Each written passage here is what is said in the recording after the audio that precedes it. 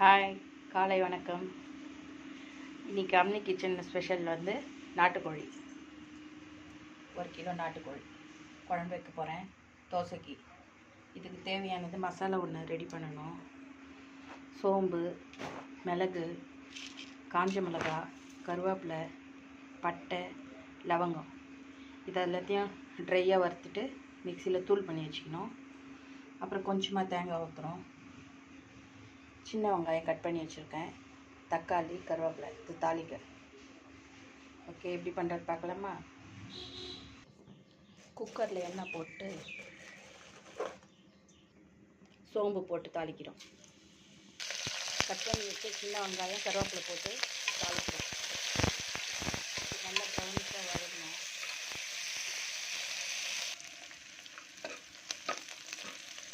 வதங்கிடுச்சு. இதில் தக்காளி போடுறோம். சின்ன தக்காளியாக ஒரு 4 போட்டிருக்கோம். பழுத்துதா பொடியை கட் பண்ணி போட்டு கொஞ்சம் உப்பு போட்டு வதக்கணும். நல்லா உப்பு போடணும் பாருங்கள். நம்ம தாளிச்சிட்டு கரண்டி இதில் இருக்கக்கூடாது. இதில் இருக்கிற தீங்கு கரண்டியில் பிடிக்க முடியாது. அதனால் பக்கத்தில் ஒரு தட்டு வச்சு அதில் வச்சுட்டு வந்துருக்கோம். வேணுன்றப்பா கிண்டிட்டு வேண்டும். இந்த நாட்டுக்கோழியை நல்லா ஒரு 4-5 முறை உப்பு மஞ்சப்பொடி போட்டு கழுவி வச்சுருக்கேன். இந்த குக்கரில் போட்டுக்கணும். பாருங்கள், போட்டு மஞ்சப்பொடி போட்டு நல்லா வதக்கணும். மஞ்சப்பொடி போட்டு இதில் இஞ்சி பூண்டு பேஸ்ட்டு போட்டு நல்லா வதக்கணும். இஞ்சி பூண்டு பேஸ்ட்டு நைட் தான் அரைச்சேன் ஃப்ரெஷ்ஷாக. இது போட்டு கொஞ்சம் நேரம் இதிலே வதங்கணும். நல்லா இஞ்சி பூண்டு மசாலாலாம் போட்டு வதக்கியாச்சு. இப்போ இதில் மிளகாத்தூள் போடுறோம். இது வந்து வரமிளகாத்தூள். இது வந்து குழம்புத்தூள். காரம் கொஞ்சம் கம்மியாக தான் போடுறோம். ஏன்னா அதில் நம்ம மிளகுலாம் போட்டு அரைச்சி வச்சுருக்கோம்ல, அதனால் கம்மியாக போடுறோம்.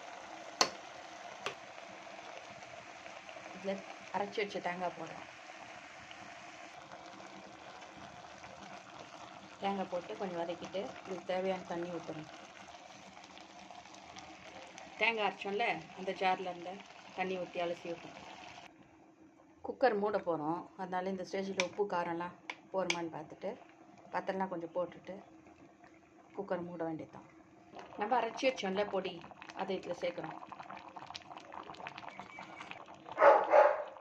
அது இன்னும் கொஞ்சம் தண்ணி ஊற்றுறோம். ஏன்னா இட்லி தோசை கொஞ்சம் தண்ணியாக இருந்தால் தான் நல்லாயிருக்கும் குழம்பு.